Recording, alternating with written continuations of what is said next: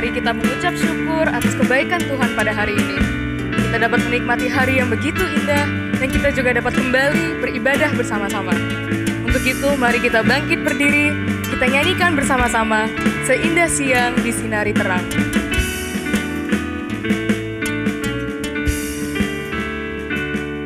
Seindah siang disinari terang, cara Tuhan mengasihiku.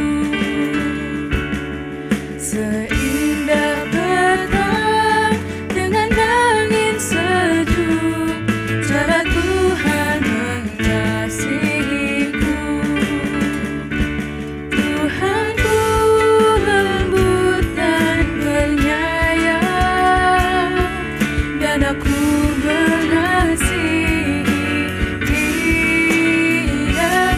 Kasih-Nya besar, agung dan mulia, cara Tuhan mengasihiku.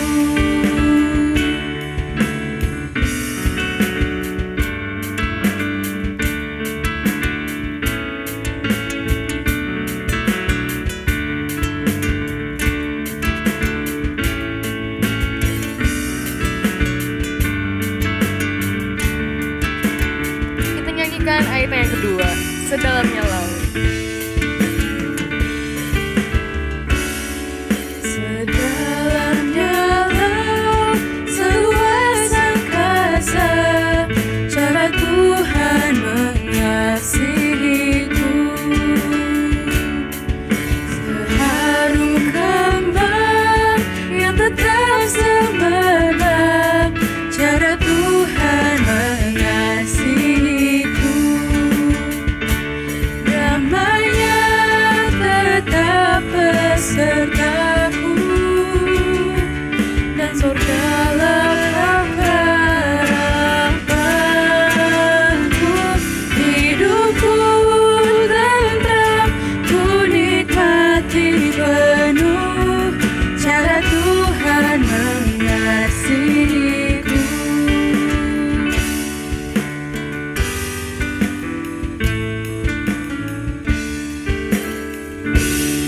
Mari kita bersatu dalam doa. Tuhan, terima kasih atas anugerah-Mu hari ini. Terima kasih Engkau telah menyertai kami dari tidur kami semalam sampai pada saat ini. Tuhan, sekarang kami ingin memulai ibadah ini. Kiranya Engkau memberkati ibadah ini agar dapat berjalan dengan lancar dari awal sampai akhirnya. Dan juga supaya kami dapat mengikuti ibadah dengan baik. Hanya di dalam nama Tuhan Yesus kami berdoa dan mengucapkan syukur. Amin.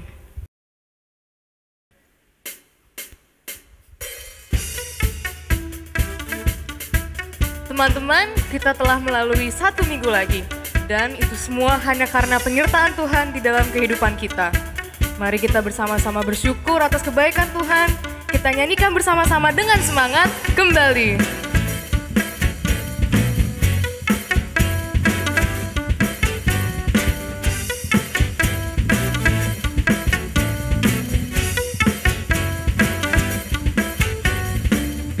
Kau Tuhan yang setia, tangan-Mu tersedia, memegangku melintasi gelap dunia.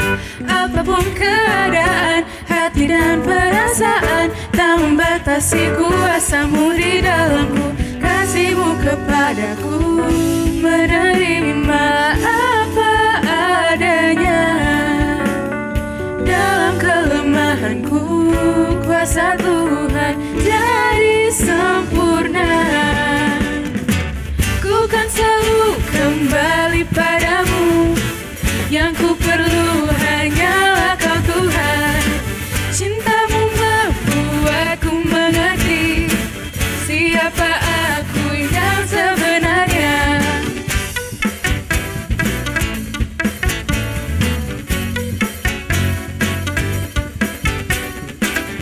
Kita nyanyikan sekali lagi dengan lebih bersemangat. Kau Tuhan yang setia. Kau Tuhan yang setia, tangan-Mu tersedia, memegangku melintasi gelap dunia. Apapun keadaan, hati dan perasaan, tak membatasi kuasa-Mu di dalamku. Kasih kasih-Mu kepadaku, menerima apa adanya. Dalam kelemahanku, kuasa Tuhan jadi sempurna. Ku kan selalu kembali padamu, yang ku perlu hanyalah Kau Tuhan. Cinta-Mu membuatku mengerti siapa aku yang sebenarnya. Aku karya indah-Mu, aku karya indah-Mu, karena ku cerminan-Mu. Kau ciptakan diriku serupa gambaran-Mu. Aku karya indah-Mu, karena ku cerminan-Mu. Kau ciptakan diriku serupa gambaran-Mu. Ku kan selalu kembali padamu, yang ku perlu hanyalah Kau Tuhan. Cinta-Mu membuatku mengerti siapa aku yang sebenarnya. Ku kan selalu kembali padamu, yang ku perlu hanyalah Kau Tuhan. Cinta-Mu membuatku mengerti siapa aku yang sebenarnya.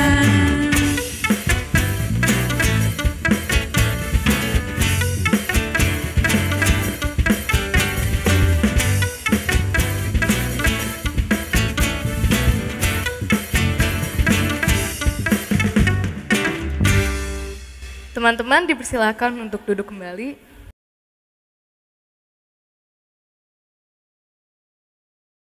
Teman-teman, kebaikan Tuhan sangat besar di dalam kehidupan kita. Tuhan selalu berada untuk kita dan Ia tidak pernah meninggalkan kita. Kita tidak akan pernah bisa membalas kebaikan Tuhan dalam hidup kita. Tetapi yang bisa kita lakukan adalah memberikan yang terbaik yang kita miliki kepada Tuhan. Sebentar lagi kita akan mendengarkan firman Tuhan. Kita mau memohon agar kita dapat mengerti firman Tuhan yang akan disampaikan, agar kita dapat tahu apa yang Tuhan kehendaki di dalam kehidupan kita. Kita persiapkan hati kita persiapkan pikiran kita. Kita nyanyikan bersama-sama. Sungguh indah.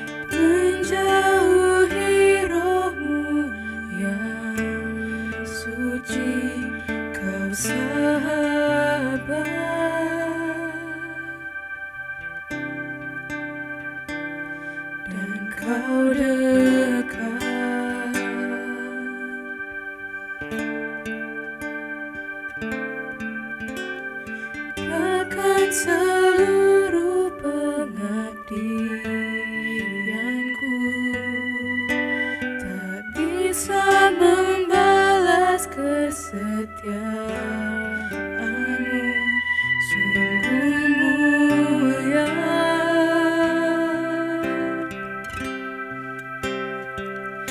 dan berharga.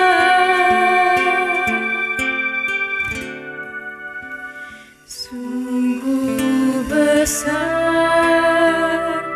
pengorbananmu bagiku, terlalu dalam untuk dimengerti. Sungguh besar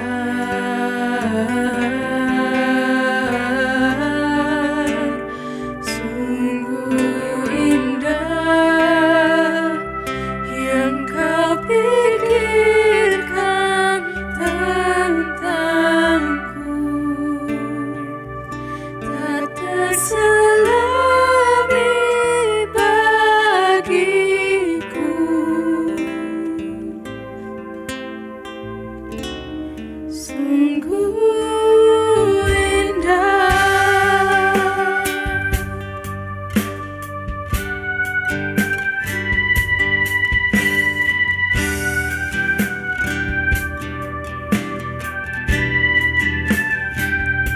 siapkan hati kita nyanyikan lagu ini sekali lagi. Kemanakah aku dapat pergi?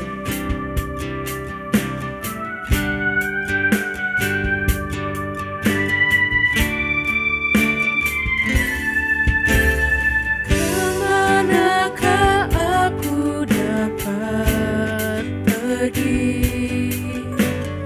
Menjauhi rohmu yang suci, kau sahabat,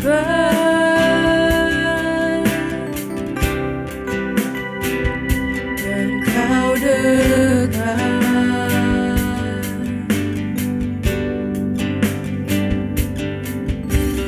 Bahkan seluruh pengabdianku tak bisa membalas kesetiaanmu. Sungguh mulia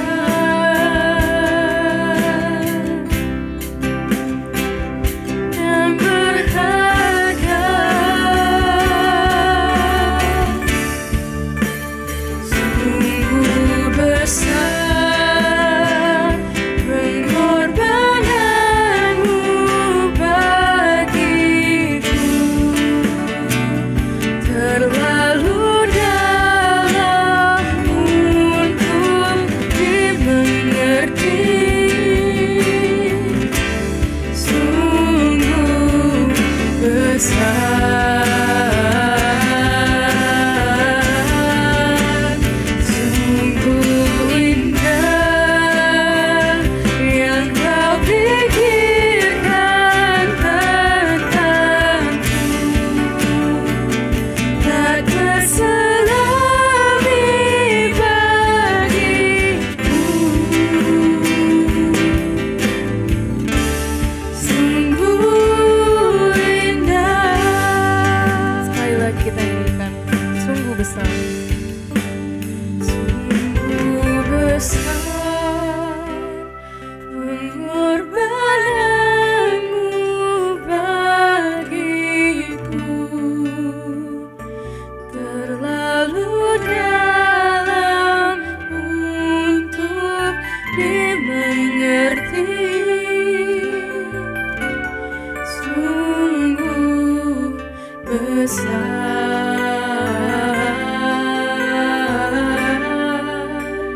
sungguh indah yang kau pikirkan tentangku, tak terselami bagiku. Sungguh indah.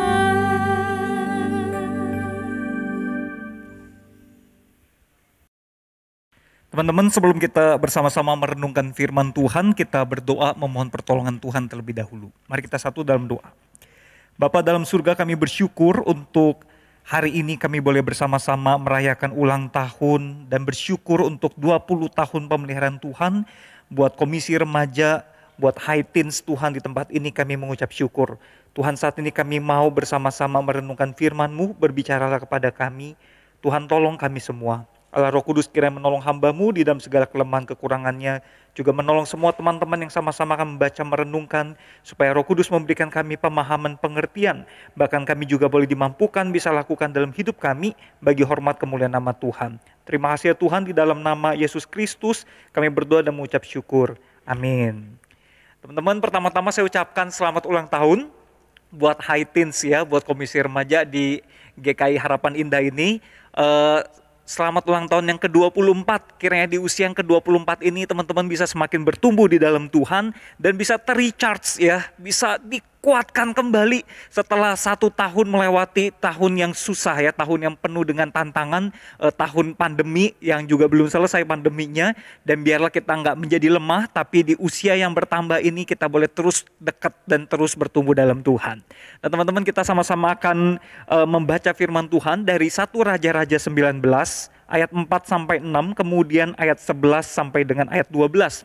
Saya akan bacakan buat kita sekalian, teman-teman bisa mengikutinya di Alkitab dan tempat masing-masing. Demikian firman Tuhan. Tetapi ia sendiri di sini adalah Nabi Elia, masuk ke padang gurun sehari perjalanan jauhnya, lalu duduk di bawah sebuah pohon arar. Kemudian ia ingin mati, katanya, "Cukuplah itu, sekarang ya Tuhan, ambillah nyawaku, sebab aku ini tidak lebih baik daripada nenek moyangku." Sesudah itu ia berbaring dan tidur di bawah pohon arar itu. Tetapi tiba-tiba seorang malaikat menyentuh dia serta berkata kepadanya, "Bangunlah, makanlah." Ketika ia melihat sekitarnya, maka pada sebelah kepalanya ada roti bakar dan sebuah kendi berisi air. Lalu ia makan dan minum, kemudian berbaring pula. Ayat 11. Lalu firman-Nya, "Keluarlah dan berdiri di atas gunung itu di hadapan Tuhan." Maka Tuhan lalu, angin besar dan kuat yang membelah gunung-gunung dan memecahkan bukit-bukit batu mendahului Tuhan. Tetapi tidak ada Tuhan dalam angin itu. Dan sesudah angin itu datanglah gempa. Tetapi tidak ada Tuhan dalam gempa itu. Dan sesudah gempa itu datanglah api. Tetapi tidak ada Tuhan dalam api itu. Dan sesudah api itu datanglah bunyi angin sepoi-sepoi basah. Teman-teman yang dikasihi Tuhan, ada satu film horor ya, yang saya pernah nonton beberapa tahun yang lalu, film yang berjudul The Mist, yang dalam bahasa Indonesia artinya kabut, teman-teman ya. Film ini diangkat dari novel horor juga yang ditulis oleh satu penulis horor, nama penulisnya adalah Stephen King ya, mungkin beberapa teman tahu. Teman-teman, film ini berkisah tentang teror atau tentang musibah, tentang bencana yang berkaitan dengan kabut misterius. Satu kali ada kabut misterius melanda satu kota kecil ya, yang ada di Amerika Serikat, teman-teman. Lalu warga kota itu yang terjebak di satu supermarket, teman-teman, waktu mereka lagi mau belanja sembako ya. Tiba-tiba kabut itu menyelimuti kota itu ya. Jadi mereka yang di supermarket itu juga terjebak, mereka nggak berani keluar. Kenapa? Karena di dalam kabut itu ada makhluk-makhluk misterius. Ada monster-monster yang bisa menerkam orang, yang bisa memangsa orang, yang bisa memakan orang, teman-teman. Jadi mereka takut sekali ya, lalu mereka berusaha bertahan di supermarket itu, menunggu sampai ya mudah-mudahan kita tunggulah, barangkali nggak lama lagi kabutnya hilang ya, dan kita bisa keluar. Tapi waktu mereka tunggu sehari, 2 hari, 3 hari, itu kabutnya nggak lewat-lewat, teman-teman. Jadi mereka, aduh, kita harus tunggu sampai kapan nih ya di sini ya. Singkat cerita, film ini ada 5 orang yang jadi fokus gitu ya di film ini. Yang pemeran utamanya namanya David, teman-teman. Dia bawa anaknya masih kecil. Kemudian dia punya satu teman wanita, punya satu teman yang kakek-kakek, dan punya satu teman yang nenek-nenek. Jadi mereka berlima ini, singkat cerita, mereka mulai berunding. Kita mau tunggu sampai kapan di supermarket ini? Lalu si David punya ide, mobil saya nih diparkir nggak jauh nih di parkiran depan supermarket itu ya. Rasanya kalau kita maju beberapa langkah kita bisa tuh masuk ke mobil itu. Dan akhirnya mereka bilang, oke yuk kita ambil resiko ini, kita mau coba deh masuk ke mobil itu. Singkat cerita mereka berlima berusaha untuk menantang bahaya itu dan masuk ke mobil. Dan akhirnya berhasil, teman-teman. Meskipun penuh dengan tantangannya, ada orang-orang lain yang berusaha ikut juga tapi mereka diterkam oleh monster. Lalu mereka berlima masuk ke dalam mobil itu, terus mulai si David hidupin mobilnya dan dia setir mobilnya. Teman-teman, waktu dia setir mobilnya, penumpang yang lain tuh tanya, kita mau kemana? Terus David bilang, nggak tahu ya, pokoknya kita nyetir sejauh mungkin, sejauh bensin mobil kita ini bisa bawa kita sejauh mungkin lah dari bahaya ini. Mudah-mudahan kita bisa keluar dari selimut kabut ini, begitu ya. Lalu waktu mereka bawa mobil, lagi mereka berjalan, terdengar suara dentuman-dentuman, teman-teman ya. Boom, boom, ada suara dentuman ya. Ternyata itu adalah monster-monster yang ada di dalam kabut itu yang berkeliaran di sekitar mobil mereka gitu ya. Sampai di satu titik, ada waktu dia lagi nyetir mobilnya itu, di satu titik film itu menggambarkan monster besarnya itu kelihatan, teman-teman ya. Jadi monsternya itu lagi mau ngelewatin tempat mereka, mobilnya melintas gitu. Terus dia sempat berhenti mobilnya, dia udah pasrah gitu, mereka semua udah pasrah dalam mobil itu, aduh diinjek nih. Ternyata enggak ya, syukurnya nggak keinjek, monsternya cuma ngelewatin aja gitu. Dan mereka itu udah ngeri banget ngeliat monsternya begitu besar ya. Mereka ngerasa kayak aduh kita kalau keinjek sih udah pasrah deh ya. Terus akhirnya mereka lanjutkan lagi perjalanannya. Nah waktu mereka bawa mobilnya lagi gitu ya sampai ke satu titik, akhirnya mobilnya berhenti total, teman-teman. Karena apa? Karena bensinnya habis. Waktu bensinnya udah habis, lalu mereka saling lihat-lihatan. Anaknya kebetulan lagi tidur ya. Terus gitu, si David keluarin pistol. Jadi di film itu ceritanya mereka punya satu pistol untuk mereka ya berusaha untuk bertahan hidup lah ya dengan pistol itu. Waktu dikeluarin pistolnya, dicek pelurunya, sisanya tinggal 4 peluru teman-teman. Mereka kan orangnya 5. Lalu udah gitu si kakek-kakek tanya, ini pistolnya isinya cuma 4 peluru, kita orangnya 5, gimana? Nah maksudnya adalah daripada kita mati diterkam oleh monster itu dengan cara yang mengerikan sekali, kalau memang harus mati ya kita mati ditembak aja lah pakai pistol ini. Tapi pelurunya cuma 4 dong, gimana ya? Akhirnya si David bilang gini, gak apa-apa, 4 peluru ini buat kalian, saya akan cari cara sendiri. Lalu singkat cerita, si David menembak 4 orang yang lain dengan 4 peluru yang ada di pistolnya, dan dia memutuskan dia keluar dari mobil itu untuk diterkam oleh monster. Nah teman-teman, gambaran film ini nih ya, khususnya tentang 5 orang di dalam mobil ini, itu memperlihatkan apa teman-teman? Memperlihatkan bahwa mereka itu seolah-olah di PHP-in oleh situasi. PHP, pemberi harapan palsu. Tentu teman-teman udah familiar ya dengan istilah ini. Mereka seolah-olah mereka dikasih harapan palsu. Udah susah payah ke mobil, mobilnya udah nyaris diinjak monster, akhirnya selamat. Terus akhirnya udah sampai di ujung, ternyata mereka harus mati juga. Kabutnya nggak hilang juga dan mereka udah nggak bisa lanjutin perjalanan, akhirnya mereka harus bunuh diri. Itu kan PHP banget ya. Kalau kita gambarkan ya, spirit mereka atau daya tahan mereka itu seperti ini nih teman-teman. Seperti baterai di handphone kita, itu tuh gambarannya seperti baterainya udah lowbat banget teman-teman. Udah kayak, udah sekarat ya. Mereka di dalam sisa-sisa baterai mereka yang udah sekarat banget, mereka udah capek banget nungguin kapan lewatnya, udah penuh dengan ketakutan. Tapi di ujung akhirnya, aduh kayak udah gak sanggup deh. Baterainya udah benar-benar habis dan mereka putuskan udah kita matiin total aja HP-nya. Jadi mereka bunuh diri, mereka nyerah ya teman-teman. Teman-teman, situasi lowbat seperti ini mungkin juga dihadapi oleh sebagian besar kita teman-teman. Teman-teman udah berapa lama, hampir setahun ya kita nungguin pandemi ini berakhir. Tapi nggak berakhir-berakhir juga. Malah angka COVID belakangan ini di negara kita kelihatan makin meningkat teman-teman ya. Mungkin kita berasa kayak, aduh sempat lihat kayaknya angkanya udah mulai mau turun. Sekarang naiknya gila-gilaan. Kita berasa kayak di PHP-in juga oleh situasi. Mungkin kita berasa lowbat teman-teman dalam konteks kita rasa udah kering ya kerohanian kita. Aduh kayaknya doa, baca firman, ibadah tuh rasanya udah kering banget, udah kayak gak ada gairahnya. Apalagi kalau misalnya teman-teman udah sekian lama gak pelayanan ya. Mungkin juga udah makin kayak aduh gila udah apinya udah kayak mau makin padam begitu. Teman-teman juga mungkin udah rasa bosen banget, jemu banget yang namanya online. Sekolah online, kuliah online, ibadah online. Aduh rasanya juga udah bosen banget. Ini juga menjadi indikator mungkin lowbat nih kita. Atau mungkin teman-teman juga udah rasa capek banget. Capek bukan cuma gara-gara soal pandeminya. Tapi capek juga dengan masalah yang banyak di dalam hidup kita. Mungkin teman-teman punya masalah di dalam keluarga. Punya masalah dengan kesehatan. Punya masalah dengan ekonomi keluarga teman-teman. Dan masalah-masalah lainnya yang rasanya gak habis-habis, gak selesai-selesai. Kita udah rasa capek banget, itu udah kayak baterai yang udah lowbat banget. Nah teman-teman, situasi lowbat ini juga dialami oleh Nabi Elia di dalam teks yang kita baca tadi. Tadi kita baca pasal 19. Konteks dekatnya, latar belakangnya adalah pasal 18. Di pasal 18, Nabi Elia itu habis bertempur melakukan peperangan rohani dengan 850 nabi palsu teman-teman ya.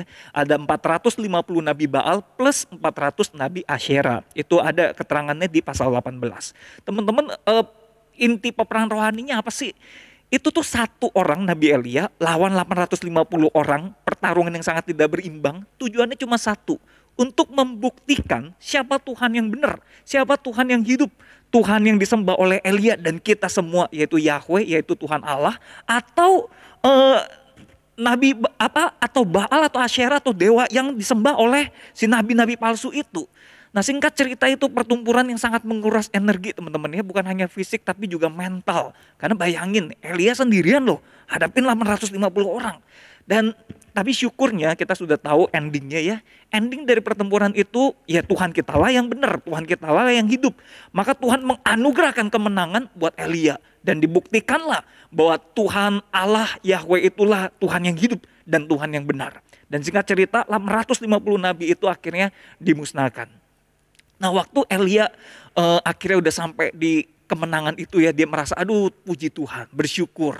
Akhirnya kemenangan ini Tuhan anugerahkan. Nah, dia berharap setelah ditunjukkan semua orang Israel termasuk pemimpinnya yaitu Raja Ahab dan istrinya Izebel bisa bertobat. Ini Tuhan udah kasih tanda loh. Tuhan udah kasih bukti siapa Tuhan yang hidup. Nyatanya Ahab sama Izebel gak bertobat. Mereka malah mau membunuh Elia. Dan Elia di dalam kondisi itu kayak gak siap. Astaga, udah capek banget. Dan ya endingnya dia malah mau dibunuh ya, bukannya raja bertobat. Akhirnya dia tuh, waduh teman-teman, dalam kondisi yang fisik sama mental capek, dia tuh benar-benar lowbat banget. Dia jadi ketakutan sama ancaman mau dibunuh oleh Izebel. Singkat cerita, si Elia kemudian pergi melakukan isolasi mandiri ke padang gurun, teman-teman ya. Nah, sampai di sini kita bisa belajar satu pelajaran penting di sini, teman-teman ya. Elia itu pada dasarnya adalah manusia biasa yang bisa lemah dan bisa lelah, teman-teman. Sama seperti kita ya. Seorang pendeta yang bernama Charles Spurgeon berkata begini, "The best of men are only men at the best." Sebaik-baiknya, sekuat-kuatnya orang pada akhirnya hanyalah orang biasa. Hanyalah manusia biasa. Nah, si Elia nih dia di pasal 19 pasal 18 dia rasanya gagah perkasa, bisa lawan 850 nabi palsu ya. Dia bisa bertahan, dia bisa terus bersemangat, bahkan dia bisa memenangkan pertandingan itu. Tapi kok dia diancam sama satu ancaman seorang wanita yaitu Izebel aja dia udah ketakutan sampai harus melarikan diri. Kenapa teman-teman? Jawabannya adalah karena waktu di pasal 18 dia tampak gagah perkasa, dia tampak kuat. Apa yang menjadi sumber kekuatan yang membuat dia tampak gagah perkasa itu berasal dari Tuhan. Itu adalah anugerah Tuhan. Jadi apa yang selama ini menjadi kekuatan kita, apa yang selama ini menjadi kebisaan kita, apa yang selama ini menopang kita, itu adalah anugerah Tuhan, teman-teman. Tanpa anugerah Tuhan itu kita hanyalah manusia biasa yang lemah banget, yang nggak ada apa-apanya benar-benar deh. Nah teman-teman, tapi kita bersyukur Tuhan itu bukan hanya baik, menganugerahkan kekuatan kepada Elia dan kita semua ya seperti yang kita alami selama ini. Tapi Tuhan juga baik, Tuhan itu juga beranugerah untuk membangkitkan kembali Elia dari situasi lowbatnya, teman-teman. Nah kita akan lihat ya bagaimana Tuhan beranugerah memulihkan atau membangkitkan Elia kembali dari lowbatnya dengan 3 kata kunci yaitu 3R. Bahasa Inggris 3R ya, semoga mudah buat kita ingat. R yang pertama adalah restore, yaitu memulihkan, teman-teman. Kita tadi baca di ayat 5 dan 6, di sana dicatat bagaimana Tuhan mengutus malaikat untuk memberikan makanan dan minuman buat Elia yang sedang tertidur karena kelelahan, karena keletihan, teman-teman ya. Jadi Tuhan izinkan Elia tidur. Bukan hanya diizinkan tidur, dikasih makan, roti bakar dan juga dikasih minum. Habis makan minum, kemudian dia tidur lagi, diizinkan juga. Lalu Tuhan bawakan lagi makanan lagi dan minuman lagi dan diizinkan tidur. Enggak diomelin, teman-teman. Bukan hanya itu, Tuhan waktu bertanya kepada Elia, apa yang sedang kau perbuat? Tuhan izinkan dia mengeluarkan keluh kesahnya. Tuhan gak ngomelin dia juga. Di ayat 10 dan ayat 14, di sana Elia berkata, aku nih udah bekerja segiat-giatnya bagi Tuhan Allah semesta alam. Karena orang Israel meninggalkan perjanjianmu, meruntuhkan mesbah-mesbahmu, dan membunuh nabi-nabimu dengan pedang. Hanya aku seorang dirilah yang masih hidup, dan mereka ingin mencabut nyawaku. Jadi Elia itu sampai 2 kali dia keluarin keluh kesahnya. Dia merasa, Tuhan aku udah capek banget loh buat Tuhan. Kalau capeknya aku berakhir dengan mereka bertobat semua, rajanya bertobat, aduh rasanya terbayarkan. Tapi ini bukan mereka bertobat, aku malah mau dibunuh. Aduh gila, itu sebenarnya udah bener-bener kayak udah low bad banget. Nah teman-teman, tapi kita lihat sekali lagi ya, Tuhan izinkan dia mengeluarkan keluh kesahnya. Kalau sekarang kita lihat ke dalam kehidupan kita, teman-teman ya. Selama pandemi ini, kita banyak mendapatkan anugerah seperti Elia ini loh, teman-teman. Kita punya waktu lebih banyak buat istirahat. Karena kita nggak perlu bolak-balik sekolahan atau kampus yang jauh. Mungkin yang kerja juga banyak dapat kesempatan WFH kan, teman-teman. Dan dalam kondisi kita banyak di rumah, harusnya punya banyak waktu lebih panjang untuk istirahat. Dan kita juga dicukupkan makan dan minum kita. Bahkan Tuhan juga izinkan kita untuk keluarkan keluh kesah kita. Lewat apa? Lewat misalnya pelayanan konseling online, teman-teman. Sekarang ini ada satu pelayanan yang digagas oleh kampus alma mater saya ya dan beberapa teman, yaitu Seminari Alkitab Asia Tenggara, Departemen Konselingnya merintis satu pelayanan Halo Konselor. Ini pelayanan sosial yang tidak berbayar sama sekali, tidak dipungut biaya satu peser pun teman-teman. Tapi ini murni untuk menolong sebanyak-banyaknya orang yang membutuhkan pertolongan konseling di masa pandemi ini. Karena pandemi ini pasti membawa dampak ya psikologis yang luar biasa. Dan pelayanan ini merupakan satu bagian dari anugerah Tuhan ya. Karena teknologi memungkinkan kita bisa konseling secara online. Teman-teman cukup WA untuk janjian waktunya dengan konselornya lewat admin yang ada di layar teman-teman. Kalau teman-teman bisa lihat saat ini, bisa menghubungi nomornya lalu bisa dibuat appointment janjian nanti via Google Meet ya, via Gmeet nanti teman-teman bisa konseling secara online ya. Meskipun teman-teman ada di daerah yang jauh di luar kota dengan konselornya juga di luar kota, itu bisa dilakukan. Nah teman-teman, ini bagian dari anugerah Tuhan untuk merestore ya, memulihkan kita. Bukan hanya restore. R yang kedua, Tuhan juga reveal. Tuhan menyatakan dirinya kepada Elia. Teman-teman di ayat 11 dan ayat 12 di sana dikatakan ya, sebelum Tuhan menyatakan dirinya kepada Elia, ada fenomena alam. Yang pertama adalah ada angin besar dan kuat, tapi nggak ada Tuhan di dalamnya. Lalu ada gempa bumi, tapi juga nggak ada Tuhan di dalamnya. Lalu ada api ya, api yang besar, tapi juga nggak ada Tuhan di dalamnya. Barulah kemudian datang bunyi angin sepoi-sepoi basah ya, angin yang biasa-biasa saja. Nah disitulah baru Tuhan menyatakan dirinya kepada Elia. Dan Tuhan memberitahukan kepada Elia, Elia kamu keliru kalau kamu kira hanya tinggal kamu seorang diri saja yang bertahan. Sebenarnya masih ada ribuan orang lain di tempat lain, hamba-hamba Tuhan juga yang Tuhan tempatkan, yang Tuhan lindungi ya, yang juga bisa nanti jadi partner kerja pelayanannya Elia. Nah teman-teman, waktu Tuhan menyatakan diri kepada Elia di dalam ini nih ada fenomena alam ya yang luar biasa. Tapi kemudian Tuhan tunjukkan dirinya justru di dalam angin sepoi-sepoi basah. Saya merenungkannya begini loh teman-teman. Seringkali kita tuh membayangkannya ya. Tuhan nyatain diri buat kita dong dalam peristiwa yang spektakuler, yang fenomenal gitu ya. Ada angin besar, ada penampakan gitu ya. Dan rasanya kalau Tuhan menyatakan diri begitu di tengah pandemi seperti saat ini, wah kita membayangkan kita akan lebih dikuatkan. Tapi ternyata Alkitab aja mencatat fenomena alam yang luar biasa itu gak ada Tuhan di dalamnya. Justru Tuhan tampil pada saat yang anginnya biasa-biasa aja. Nah kalau kita ingat Tuhan Yesus datang ya, Tuhan Yesus datang dengan cara yang sederhana ya, dia lahir di kandang yang sangat sederhana. Bahkan dia jalani kesehariannya di dalam kehidupan selama ada di muka bumi juga sangat sederhana, biasa-biasa saja. Sehingga banyak orang yang rasanya gak percaya, bener ini Mesias, bener ini Tuhan, kok biasa banget gitu. Nah waktu Tuhan Yesus mati di atas kayu salib, dia rela mati di kayu salib yang hina ya. Dan waktu dia bangkit dan sebelum dia naik ke sorga, dia berjanji dia akan menyertai kita senantiasa sampai akhir zaman. Waktu dia datang dia dinamakan Immanuel yang artinya Tuhan beserta kita. Di sini kita bisa belajar begini teman-teman. Tuhan itu beserta kita tidak harus dalam peristiwa yang fenomenal, tidak harus dalam peristiwa yang luar biasa. Tetapi di dalam semua yang tampaknya biasa-biasa saja, disitulah Tuhan beserta. Kadang-kadang kita yang gak aware, kita yang gak sadar. Ada satu anak remaja perempuan teman-teman yang sekarang udah SMA. Dia cerita ya, dia kesaksian begini. Waktu dia masih kecil, usia kira-kira kelas 3-4 SD, usia kira-kira 8 tahun, dia kena sakit leukemia teman-teman. Leukemia itu kanker darah ya, penyakit terminal yang bisa membahayakan nyawanya. Nah dia masih kecil, dia tahu itu penyakit berbahaya, tapi secara jelasnya itu penyakit apaan dia gak gitu paham karena dia masih kecil. Lalu dia bilang dia takut sekali. Waktu di rumah sakit dia takut bukan main ya. Dan waktu dia takut, dia butuh cerita sama orang. Tapi dia bingung mau cerita sama siapa. Dia lihat emak bapaknya, lihat kakak-kakaknya, mukanya setiap kali ada di dekat dia tegang. Mereka juga semua pada ketakutan, takut dia meninggal teman-teman. Jadi waktu dia lihat mukanya pada tegang, pada ketakutan, dia rasa gak bisa nih aku cerita sama mereka. Yang ada mereka makin takut, entar aku jadi tambah takut. Lalu dia bingung dia harus cerita sama siapa. Dia bener-bener butuh cerita teman-teman, anak masih kecil. Terus dia ingat ya, dia udah ke sekolah minggu, dia ingat guru sekolah minggu pernah ngajarkan. Apapun yang kamu rasakan, kalau kamu gak bisa cerita sama siapapun, kamu bisa cerita sama Tuhan. Nah lalu dia cerita sama Tuhan ya, di dalam doa. Dia bilang sama Tuhan Yesus, Tuhan saya takut banget, Tuhan tolong. Dan dia berkata begini, ajaibnya kok, waktu saya ngalamin Saya cerita sama Tuhan, saya nggak bisa cerita sama siapapun. Saya betul-betul ngalami Tuhan. Tuhan seperti ada di sebelah saya memeluk saya. Tuhan seperti ada di sebelah saya terus nenangin saya, nggak usah takut, nggak usah takut.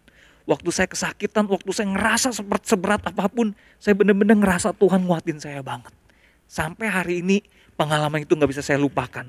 Dan sekarang dia udah sembuh teman-teman. Dan dia udah SMA, dan dia dekat banget sama Tuhan ya. Maksudnya dia punya kerohanian yang sangat baik. Aduh, saya kalau ngeliat dia saya merasa luar biasa sekali pengalaman dia ya. Mengajarkan saya juga di dalam keseharian, di dalam semua yang biasa-biasa kita mesti aware ada Tuhan beserta kok. Kadang-kadang kita yang gak aware karena kita yang menjauh dari Tuhan. Nah, selain restore dan reveal, R yang ketiga dan terakhir adalah resend teman-teman. Mengutus kembali. Nah, Elia setelah dipulihkan keadaannya, setelah Tuhan menyatakan dirinya, Tuhan mengutus Elia kembali. Gak bisa Elia cuma terima doang secara pasif. Tapi untuk bisa terrecharge, untuk bisa dikuatkan kembali, dia perlu proaktif juga bergerak melakukan kembali tugas panggilan Tuhan. Teman-teman yang dikasihi Tuhan, selama ini waktu kita di rumah ya, barangkali yang selama ini aktif pelayanan, udah banyak yang berkurang pelayanannya. Saya senang sekali hari ini ya, saya bisa lihat tadi ada yang pelayanan sebagai worship leader, singers, ada yang jadi pemusik, bahkan ada yang bertugas di multimedia. Saya lihat ada banyak sekali ya orang-orang yang terlibat. Aduh, saya senang sekali. Karena waktu teman-teman bisa menyambut utusan Tuhan kembali untuk melakukan pelayanan seperti ini, itu seperti teman-teman mendapatkan siraman minyak buat api di hati teman-teman yang udah terasa mulai mau padam teman-teman. Dan itu bisa kobarkan api di hati teman-teman kembali. Tapi buat kita yang di rumah gimana dong? Yang gak punya kesempatan untuk datang ke gereja seperti teman-teman yang ada pada hari ini. Teman-teman juga tetap bisa melakukan kembali apa yang bisa dilakukan di rumah. Yaitu kita doa, kita baca Alkitab, kita bisa mungkin encourage satu yang lain ya, pelayanan. Mungkin kita bisa telepon teman kita, mendoakan dia. Atau mungkin kita juga bisa lakukan pelayanan dari jarak jauh. Kalau di tempat saya melayani, teman-teman yang di rumah kadang-kadang kita kasih bentuk pelayanannya misalnya memimpin saat teduh online ya. Itu juga bisa dilakukan kan secara online dari rumah. Dan hal-hal yang seperti itu perlu untuk kita lakukan kembali supaya kita bisa dikobarkan kembali ya. Kita bisa digairahkan kembali dari segala kelesuan kelemahan kita. Teman-teman, ada satu orang yang bernama Nick Vujicic teman-teman. Si Nick Vujicic ini waktu dia lahir gak punya tangan, gak punya kaki. Teman-teman mungkin banyak yang udah denger ya kisah tentang dia. Nah, waktu dia lahir gak punya tangan, gak punya kaki, bertahun-tahun dia tuh bertanya sama Tuhan. Tuhan, saya gak punya tangan, gak punya kaki loh. Kalau saya dengar dari pendeta, saya dengar dari guru sekolah minggu, Tuhan itu baik. Gimana saya mengerti Tuhan itu baik dan kasih, tapi membiarkan saya menderita gak ada tangan, gak ada kaki. Kalau Tuhan mengasihi saya, kasih tangan dong, kasih kaki gitu. Tapi dia berdoa terus, gak keluar tangan, gak keluar kaki. Tetap gak ada tangan, gak ada kaki teman-teman ya. 8 tahun dia berdoa mempertanyakan pertanyaan yang sama. Waktu usia 10 tahun dia udah terpikir untuk bunuh diri. Dia lihat kolam renang, dia mau loncat, dia mau benamin dirinya aja, dia mau habisin hidupnya di sana. Tapi bersyukur hal itu nggak kejadian teman-teman ya. Nah lalu waktu dia setelah 8 tahun dia bertanya, akhirnya dia dapat jawabannya di Yohanes 9 ayat 1 sampai 3. Yohanes 9 ayat 1 sampai 3 itu menceritakan tentang Tuhan Yesus dengan murid-murid melakukan sebuah perjalanan pelayanan teman-teman ya. Lalu waktu mereka lagi pelayanan, mereka ketemu satu orang yang buta sejak lahir. Terus murid-murid tanya sama Tuhan Yesus, Guru, ini orang buta sejak lahir. Karena salah dia, karena dosa dia, atau dosa orang tuanya. Sampai dia harus lahir buta. Terus Tuhan Yesus bilang begini, bukan dosa dia dan juga bukan dosa orang tuanya. Tetapi karena pekerjaan-pekerjaan Allah mau dinyatakan melalui dia. Wah, waktu dengar itu Nick Vujicic bilang dia merasa bulu kuduknya merinding. Dia mengerti bahwa itulah jawaban dari pertanyaannya selama ini. Dia tahu bahwa ada pekerjaan-pekerjaan Tuhan yang mau dinyatakan melalui diri dia. Maka dia bersedia diutus kembali seolah-olah ya, dirisan oleh Tuhan untuk melakukan pelayanan. Meski tanpa tangan, tanpa kaki, dia berkata, Tuhan, saya punya mulut. Saya bisa melakukan sesuatu buat Tuhan melalui mulut saya. Singkat cerita, dia banyak keliling sekolah-sekolah, kampus-kampus, kota-kota, bahkan negara. Dia pernah datang juga ke Indonesia, pernah tampil di acara dahsyatnya RCTI, menyampaikan kesaksian untuk memotivasi, menyemangati orang-orang yang patah semangat, yang putus asa. Dia selalu berkata, Kalau ada Tuhan yang menolong saya, nggak punya tangan, nggak punya kaki, saya akhirnya bisa bangkit dari keputusasaan saya. Apa susahnya Tuhan menolong saudara-saudara yang sekarang ini lengkap punya 2 tangan 2 kaki. Nah teman-teman, Nick Vujicic juga pernah berdoa begini, Tuhan saya udah ngalamin Tuhan nih. Saya kepengen ada orang lain yang nggak punya tangan, nggak punya kaki juga bisa ngalamin Tuhan. Tuhan pertemukan saya dengan dia dong. Sehingga cerita akhirnya dia ketemu dengan satu anak kecil yang namanya Daniel ya. Si Daniel ini juga terlahir tanpa tangan, tanpa kaki. Waktu dia ketemu dia berkata pada Daniel, Daniel I'm your big brother. Saya ini jadi kokonya kamu ya, saya jadi kakaknya kamu. Saya akan menguatkan kamu, saya akan menopang kamu ya. Tuhan udah tolong saya dan saya akan pimpin kamu, bimbing kamu juga untuk mengalami Tuhan. Gak usah putus asa. Nah teman-teman, 3R yang Tuhan anugerahkan itu akhirnya membuat Nabi Elia recharge ya. Dia dikuatkan kembali. Nah 3R yang sama juga akhirnya boleh dialami oleh setiap kita sehingga kita juga boleh recharge. Kita juga akhirnya boleh dikuatkan kembali teman-teman. Teman-teman yang dikasih Tuhan, di awal renungan ini saya ada menyebut PHP. Yaitu pemberi harapan palsu. Barangkali teman-teman selama ini ya, selama pandemi yang sulit ini kita sempat merasa kayak, aduh Tuhan ini kayak PHP ya. Kita mungkin salah pahami Tuhan sebagai Tuhan yang pemberi harapan palsu. Saya mau katakan Tuhan PHP bukan pemberi harapan palsu. Tapi Tuhan PHP dia adalah penopang hidup yang pasti teman-teman. Dia adalah penopang hidup kita yang pasti. Karena ada topangan dianya, ada topangan dari dia, itu memampukan kita bisa lalui selangkah demi selangkah.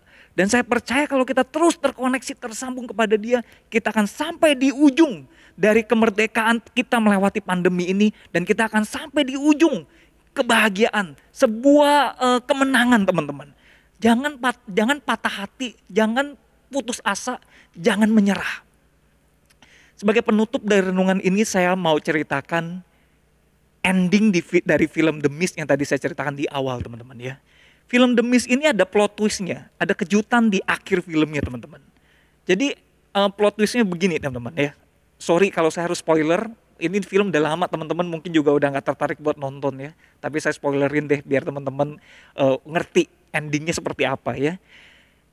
Jadi endingnya itu si David itu habis dia tembak 4 orang penumpang lain di mobilnya, kan dia keluar tuh dari mobil. Waktu dia keluar dari mobil, dia seperti kayak udah bener-bener udah putus asa total. Dia berteriak ya, kenceng-kenceng. Ah!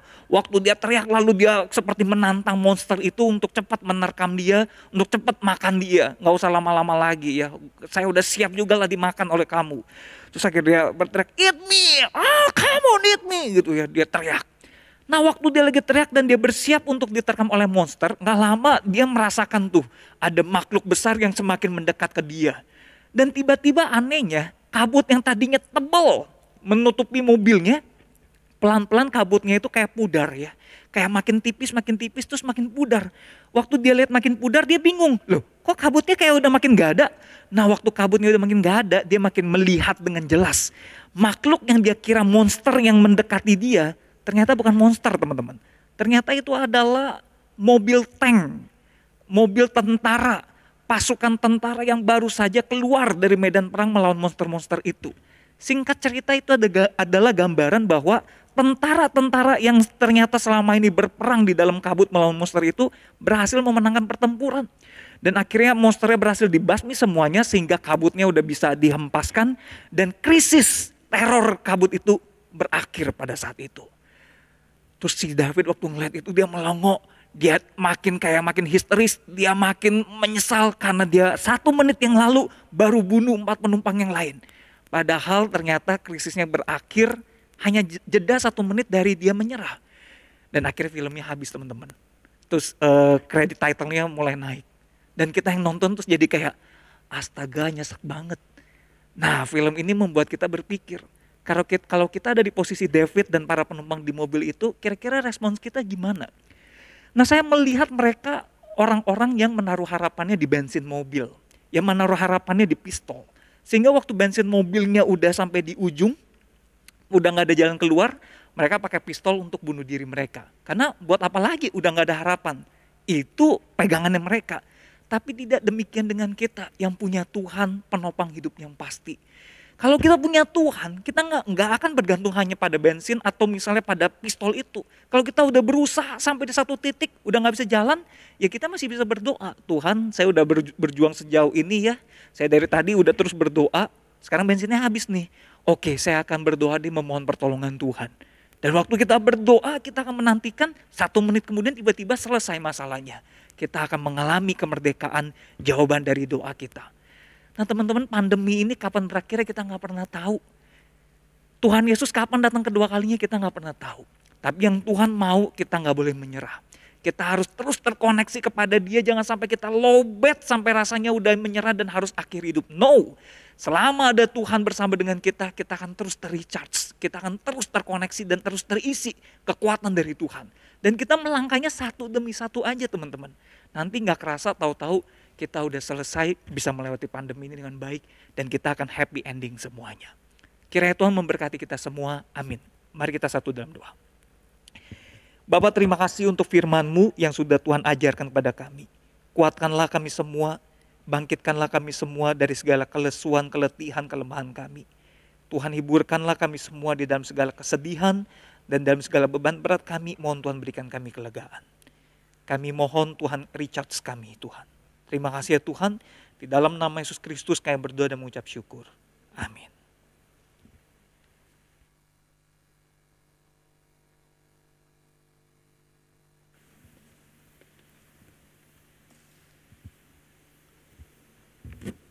Teman-teman, mari kita bangkit berdiri. Kita mengakui pengakuan iman rasuli yang berbunyi demikian. Aku percaya kepada Allah, Bapa yang Maha Kuasa, Khalik langit dan bumi, dan kepada Yesus Kristus, anaknya yang tunggal, Tuhan kita, yang dikandung daripada Roh Kudus, lahir dari anak darah Maria, yang menderita di bawah pemerintahan Pontius Pilatus, disalibkan, mati dan dikuburkan, turun ke dalam kerajaan maut. Pada hari yang ketiga, bangkit pula dari antara orang mati, naik ke surga, duduk di sebelah kanan Allah Bapa yang Maha Kuasa, dan akan datang dari sana untuk menghakimi orang yang hidup dan yang mati. Aku percaya pada Roh Kudus, gereja yang kudus dan am, persekutuan orang kudus, pengampunan dosa, kebangkitan orang mati dan hidup yang kekal. Amin. Silakan duduk.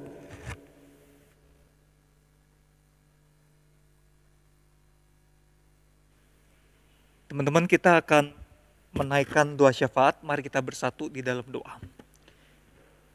Tuhan, kami mohon belas kasihan-Mu buat negara kami yang dirundung banyak masalah dan banyak bencana di awal tahun ini.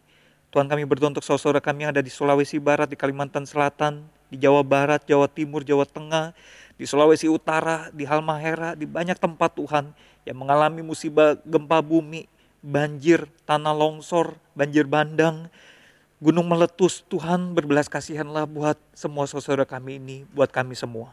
Tuhan, tolong pemerintah pusat maupun daerah bisa menyalurkan bantuan dan menangani kesulitan ini dengan baik.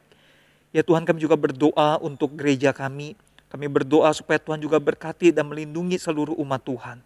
Terkhusus untuk komisi remaja High Teens ini yang berusia 24 tahun di ulang tahunnya pada tahun ini. Tuhan berkati dan menolong supaya semua anak remaja boleh betul-betul terrecharge, bisa dikuatkan kembali dari segala kelesuan, keletihan, kelemahan yang dialami 1 tahun terakhir ini Tuhan. Sejak pandemi ini Tuhan izinkan terjadi. Ya Tuhan, lindungi dan kuatkan kami semua. Dan sertai kami di dalam segala pergumulan kami, dalam segala keadaan kami Tuhan. Kami yang punya pergumulan dengan keluarga, dengan sekolah kami, dengan kuliah kami, dengan pekerjaan kami, maupun dengan iman kerohanian kami dan juga kesehatan kami. Mohon Tuhan berikan pemulihan buat semua keadaan kami. Semua masalah-masalah kami mohon Tuhan berikan jalan keluar. Dan Tuhan berikan kelegaan juga kekuatan buat kami untuk menghadapinya. Terima kasih Tuhan, terima kasih atas segala-galanya. Inilah doa kami yang kami naikkan kepada Engkau ya Tuhan. Di dalam nama Tuhan Yesus Kristus yang mengajarkan kami berdoa demikian.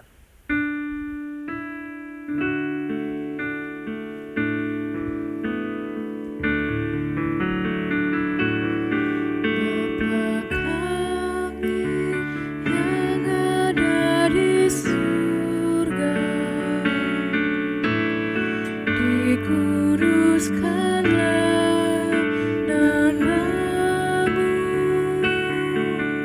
Datanglah kerajaanmu, jadilah kehendakmu di bumi seperti di surga.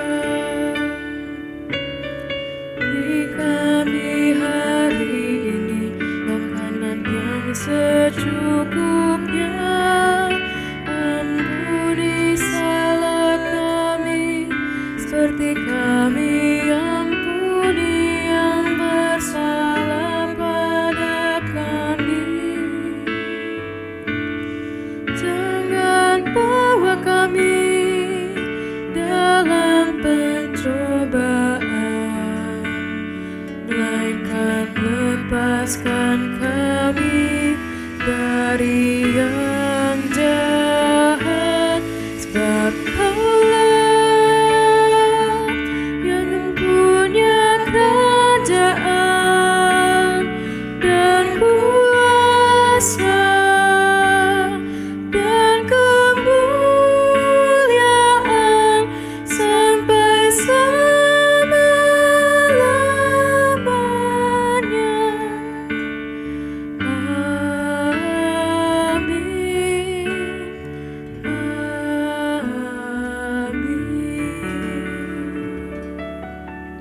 Amin.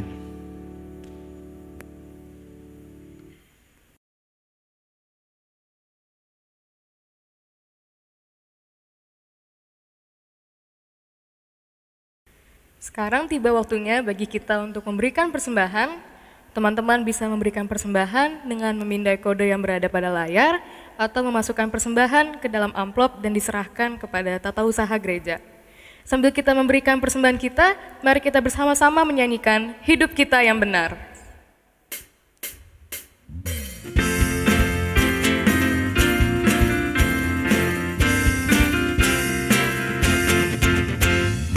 Hidup kita yang benar haruslah mengucap syukur, dalam Kristus bergema, janganlah terkebun.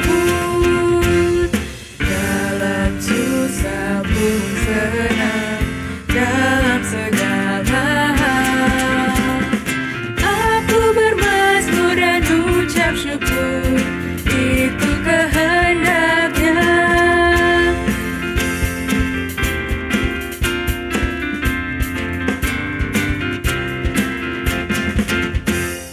Biar badai menyerang, biar ombak menerjang, aku akan bersyukur kepada Tuhanku. Dalam susah pun senang, dalam segala hal aku bermazmur dan ucap syukur, itu kehendaknya. Teman-teman, mari kita bersatu dalam doa. Tuhan, terima kasih pada hari ini kami dapat kembali memberikan persembahan kami. Kiranya persembahan ini dapat digunakan bagi kemuliaan nama-Mu, bagi pekerjaan-Mu. Dan berkatilah juga tangan-tangan yang akan mengelola persembahan ini. Hanya di dalam nama Tuhan Yesus, kami berdoa dan mengucap syukur. Amin.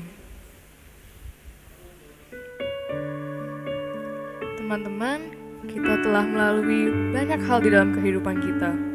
Banyak kesulitan yang membuat kita merasa lelah, membuat kita merasa putus asa, dan merasa kalau baterai kita sudah habis. Tapi teman-teman ingatlah akan pemeliharaan Tuhan. Tuhan tahu apa yang kita perlukan, dan Ia selalu akan memberikan kita kekuatan untuk menjalani kehidupan kita selanjutnya. Teman-teman, mulai hari ini, mari kita hidup bersandar kepada Tuhan. Kita mau agar Tuhan recharge diri kita. Dan teman-teman ingatlah, ketika kita menjalani hidup bersama Tuhan, satu hari saja jauh lebih berharga daripada beribu-ribu hari tanpa Tuhan. Untuk itu, mari kita menaikkan pujian, lebih baik satu hari di pelataran-Mu. Lebih baik satu hari di pelataran-Mu daripada 1000 hari di tempat lain.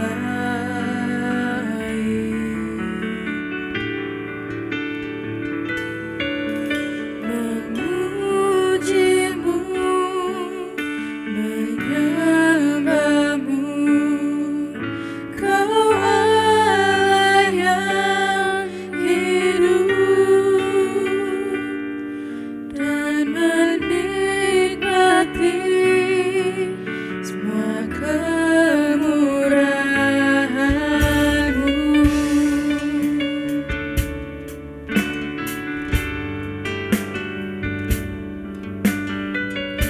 Kita nyanyikan lagu ini dari awal. Satu hal yang kurindu. Satu hal yang kurindu, berdiam di dalam rumah-Mu. Satu hal yang kupinta, menikmati bait-Mu, Tuhan. Satu hal yang kurindu. Satu hal yang kurindu, berdiam di dalam rumah-Mu. Satu hal yang kupinta,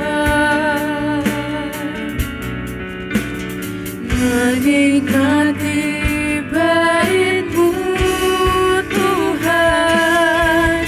Lebih baik satu hari di pelataran-Mu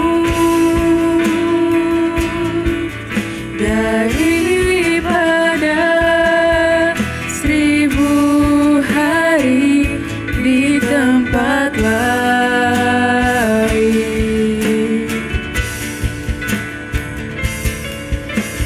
Memuji-Mu, menyembah-Mu, Kau Allah yang hidup,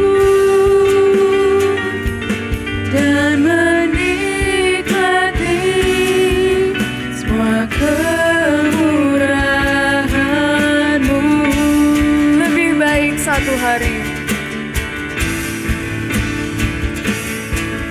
Lebih baik satu hari di pelataran-Mu daripada 1000 hari di tempat lain.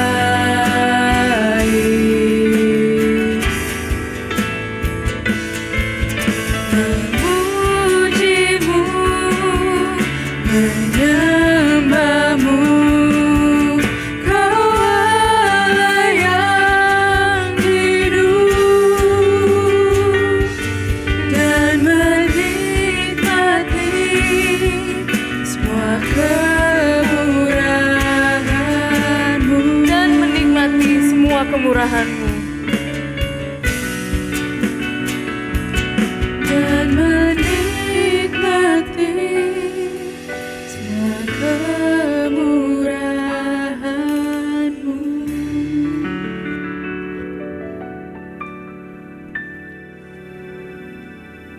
Mari kita berdoa.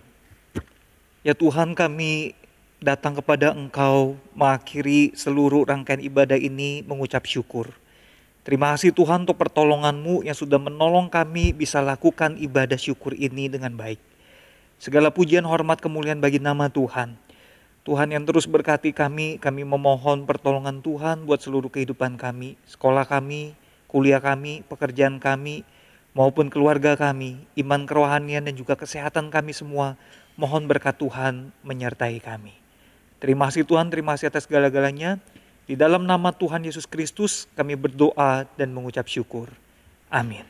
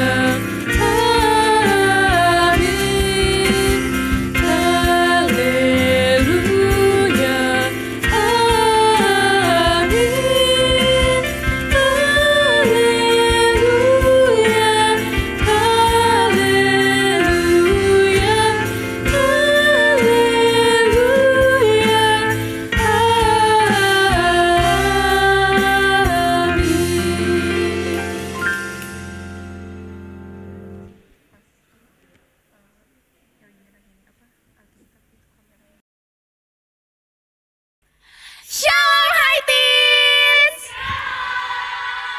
Apa kabar kalian semua? Wih, semangat banget ya Van, teman-teman kita semua. Kabarnya pada baik-baik banget. Yes. Nah, kali ini aku bersemangat banget hari ini. Kamu kenapa semangat banget Van? Karena kamu gak tahu gak sih hari ini tuh acara ulang tahun Hai Teens yang ke 24 tahun. Tepuk tangan ya teman-teman. Ulang tahunnya yang keberapa sih? 24 ya, gue lupa Rin. Tanggal berapa sih Rin? 5 Januari kemarin Van. Oh iya, tanggal 5 Januari ya. Rin, menurut kamu nih Hai Teens itu kan udah kayak lama banget, 24 tahun kan? Iya. Nah, buat kamu tuh Hai Teens itu apa sih? Menurut aku Hai Teens itu seperti, dia komunitas Van, tapi dalamnya tuh seperti keluarga, seperti kita punya KTB, kita punya teman-teman sepelayanan, semuanya itu membantu aku sih buat semakin semangat lagi melayani Tuhan. Kalau menurut kamu gimana nih Hai Teens? Hai Teens itu tuh bener banget kayak kamu bilang, itu tuh bisa jadi keluarga kedua aku. Dan di Hai Teens ini tuh aku bisa bertumbuh sama teman-teman aku. Yes. Terus kayak jadi lebih deket sama Tuhan tuh bareng-bareng gitu. Terus pelayanannya jadi lebih seru gitu deh. Betul, setuju Ya kan? banget, setuju banget. Nah, di acara Hai Teens yang hari ini kita juga ada satu klip video ya Rin. Dari Ya. Ko Willy, sekarang Iya. kita tayangin videonya. Ya, ini dia videonya.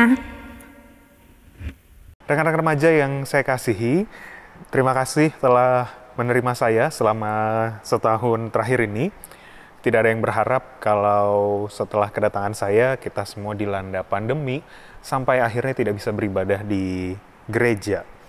Niat hati bisa mengenal teman-teman secara langsung, apa daya kita terpisahkan layar sekarang. Semoga lewat ibadah-ibadah yang kita ikuti, teman-teman bisa semakin mengenal Tuhan, walaupun tidak beribadah di gereja. Harapan saya bagi Hai Teens di HUT ke-24 ini, semoga Hai Teens bisa menjadi tempat di mana kita bisa semakin dekat dengan Tuhan, semakin dalam mengenal diri kita masing-masing, dan kiranya kita pun bisa semakin mengenal teman-teman di sekeliling kita. Teruslah bertumbuh di dalam Tuhan, dan jagalah hubungan kita dengan sesama. Terima kasih juga telah mengizinkan saya melayani bersama-sama di Komisi Remaja ini. Mohon dukungan doa teman-teman dalam pelayanan 1 tahun saya di Surabaya. Dan untuk menutup, saya mau menutupnya dengan sebuah pantun perpisahan yang sudah semalaman saya pikir-pikir. Begini bunyinya. Berdebat kita di meja rapat. Walau berdebat, tetap sehati. Selamat ultah ke-24, Tuhan Yesus memberkati. Satu lagi. Anak perempuan, anak lelaki. Kalaulah cinta, pasti bersatu. andai Tuhan menghendaki, sampai bertemu di lain waktu. Selamat ulang tahun untuk High Teens, selamat ulang tahun untuk kita semua. Marilah kita terus melayani Tuhan dengan semangat. Nah, teman-teman, sekarang kita udah ada di acara yang kita tunggu-tunggu nih, Van. Iya, betul banget. Nah, sebelum acaranya dimulai, kita mau ajak dulu dong tim Teman-teman. kipas. Iya, tim kipas kita. Kipas ingat. Iya. Karena Ya karena di sini kita mau undang juga perwakilan dari pengurus sama pembina High Teens. Ya, yang Selamat udah- datang sini. silakan masuk, teman-teman.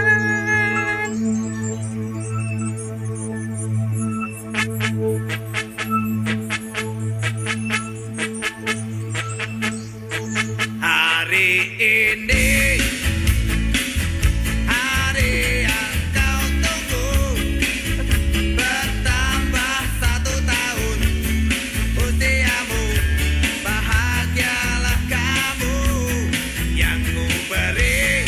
Oke, teman-teman, sekarang kita mau kipas angin. Kipas lilinnya. Kipas lilinnya Ya. bukan ditiup ya, karena Iya, kita nggak boleh lagi- ditiup, Iya, lagi karena kita COVID. lagi ada di masa pandemi seperti ini.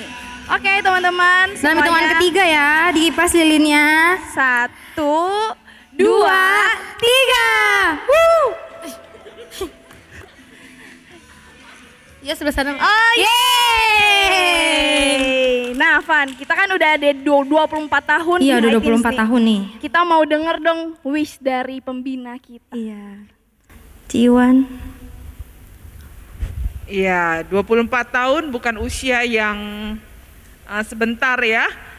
Kita pasti tahu bahwa apa yang terjadi sampai saat ini, High Teens masih ada dan masih terus berkreasi dan memberkati remaja-remaja yang ada. Itu adalah hasil kasih karunia Tuhan. Jadi kita tetap semangat selama kita masih dipakai Tuhan, ya. Sekalipun walaupun kondisi sekarang ini kita nggak pernah bisa ketemuan dulu, ya, tatap muka walaupun segini dikit aja yang ketemu, ya. Tapi kita berharap pandemi berlalu dan High Teens tetap maju dengan semangat yang terus di-recharge. Oke? Tuhan memberkati kita semua. Kita juga minta kesediaan Ciwan buat doa ulang tahun High Teens. Ayo teman-teman semua yang di rumah, kita akan sama-sama berdoa.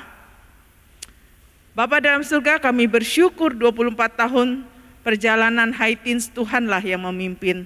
Kami tahu ya Tuhan, tahun demi tahun, dengan bertambahnya usia High Teens, bertambah juga kemampuan daripada komisi remaja ini untuk terus berkembang dan memberkati banyak remaja-remaja yang ada. Kami mohon belas kasihan Tuhan, supaya komisi remaja atau High Teens boleh terus berkarya dan memuliakan Tuhan di dalam setiap pelayanan-pelayanannya, dan terus jemaatnya bertumbuh di dalam Tuhan. Beri kami terus semangat Tuhan, yang dimana kami terus dapat mendapatkan kekuatan baru di dalam Tuhan. Terima kasih Tuhan, berkati Komisi Remaja Harapan Indah. Di dalam nama Tuhan kami Yesus kami berdoa. Amin. Oke teman-teman boleh kembali ke posisi semua. Terima kasih Terima untuk kasih. Ci Iwan dan teman-teman pengurus. Iya. Nah kita mau makasih banget sama teman-teman yang udah ikutin acara ulang tahun hari ini, ulang tahun High Teens yang ke-24. Nah terus juga Oh ya, aku mau ngingetin nih Van iya. sama teman-teman semua, hari ini kita ada KTB Resminya. gabungan. KTB gabungannya itu habis acara ini ya? Iya, iya. Habis acara ulang tahun Jadi ini. kalian jangan lupa untuk Join ya. cek di Instagram Korem High Teens dan Di lainnya juga di grup lain kalian bisa cek, nanti ada info-infonya yang belum masuk juga bisa DM aja ke Korem Instagramnya. High Teens. Ya, kita Oke. sekarang mau ngucapin Selamat ulang tahun dan untuk Happy Sunday. God bless you. Bye.